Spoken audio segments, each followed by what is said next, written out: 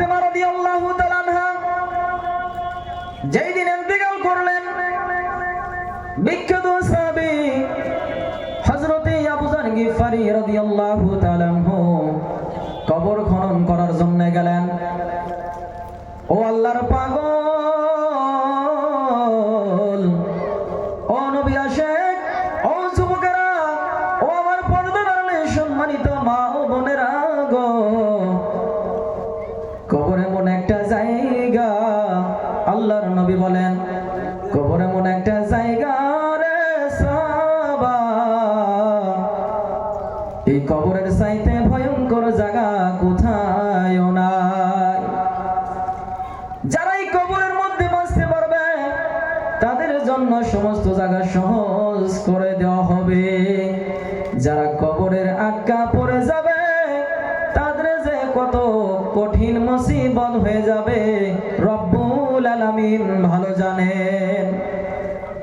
জান্নাতি সাহাবী হযরত উসমান গনি রাদিয়াল্লাহু তাআলা আনহু যখন কবরের নিকট দিয়ে যাইতেন রে বন্ধু, এত কাঁদতেন, এত কাঁদতেন, কাঁদতে কাঁদতে দাড়ি পর্যন্ত ভিজিয়া যাইত।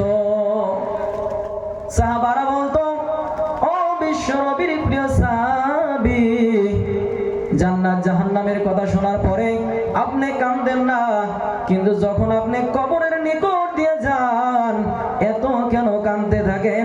কাঁদতে কাঁদতে আপনার দাড়ি মোবারক পর্যন্ত ভিজিয়া যায়।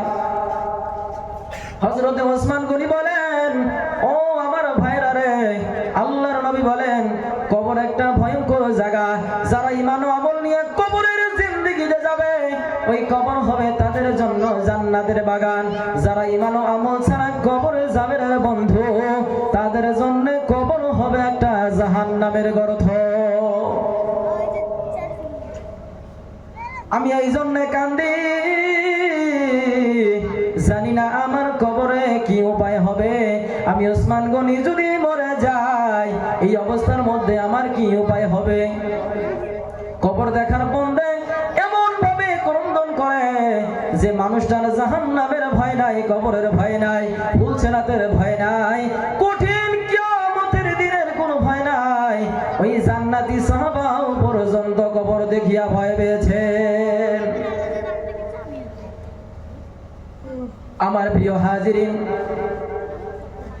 হযরতে ফাতেমা রাদিয়াল্লাহু তাআলা আনহা যেদিন ইন্তেকাল করলেন, সম্মানিত সাহাবী হযরতে আবু যর গিফারী রাদিয়াল্লাহু তাআলা আনহু কবর খনন করতেছেন আর বলতেছে, কবর রে, তোমার মধ্যে এমন একজন মেয়ে মানুষ আসবে যিনি হলেন জান্নাতি সমস্ত যুবকদের সরদারিনীর মা, হযরতে ইমাম হুসাইনের মা ফাতেমা। হে কবর, তুমি কিন্তু বেয়াদবি করিও না। কবর কিছু বলে না, তারপর বলে, হে কবর তুমি কিন্তু বেয়াদবি করিও না। তোমার মধ্যে আসবে শেরে খোদা হযরতে আলী রাদিয়াল্লাহু তাআলা আনহুর মোহাম্মতের স্ত্রী। কবর কিছু বলে না, তারপরে বলেন, হে কবর তুমি কিন্তু বেয়াদবি করিও না, তুমি কিন্তু বেয়াদবি করিও না রে কবর।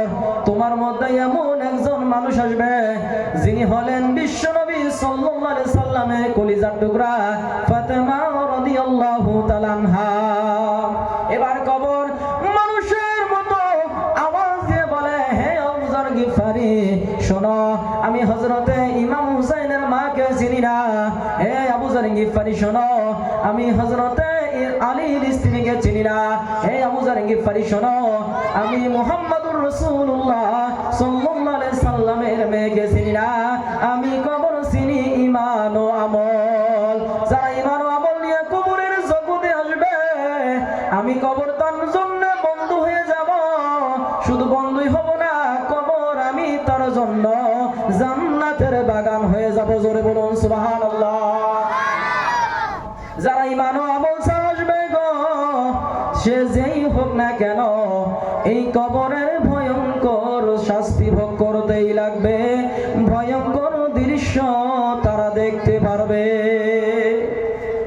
প্রিয় হাজিরিন, হযরতে ফাতেমা রাদিয়াল্লাহু তাআলা আনহার ব্যাপারে যদি এই কথা, তাহলে আমাদের জন্য কি হবে ভাই?